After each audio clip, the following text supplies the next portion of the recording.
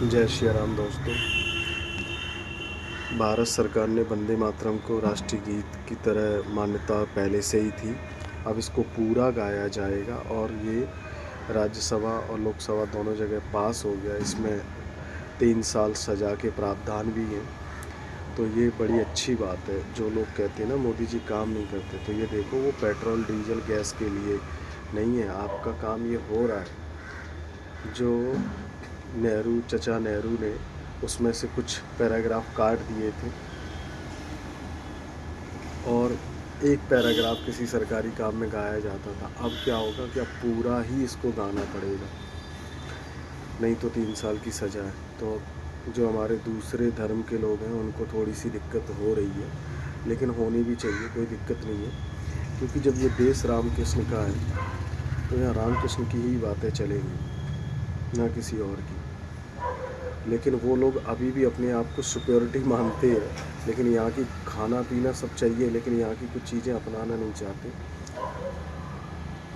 और विपक्षी पार्टियों का आप लोग देख ही लो, तो उनके लिए कुछ भी करने के लिए तैयार हो जाते हैं।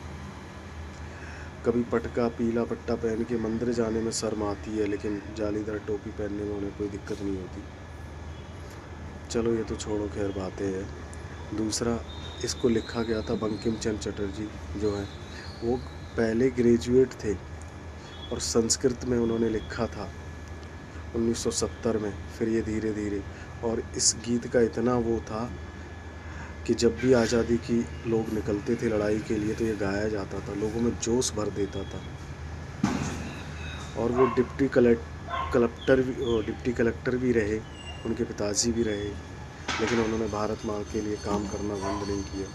इसको राष्ट्रीय गीत होना चाहिए था, जनगण मन की जगह यही होना चाहिए था, लेकिन सेकुलर सरकारों ने बहुत टाइम लगाया और मोदी जी ने अच्छा काम किया।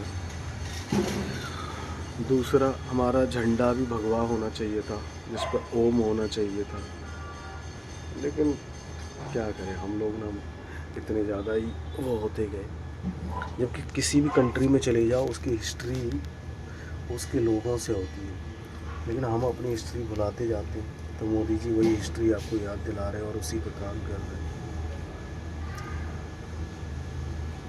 सनातन के गौरव को आगे ला रहे हैं। और मैं आपको बता दूं, राजीव दीक्षित जी को मैं कोट करता हूँ, उनसे देख लीजिएगा। जनगण मन जो गाया गया था ना इंडिया गेट ऑफ इंडिया के लिए, तो वो किसी अंग्रेज़ के लिए गाया गया था। लिखा तो रविंद्रनाथ टैगोर ने ही था, लेकिन गाना भी अच्छा है। वो सिर्फ हमारे भारत के लिए होना चाहिए था। अब वो एक गोरा सा आता है, तो वो क्या है बताओ, उसके लिए बोला गया था अधिनायक हो। अरे भैया वो लुटेरे थे,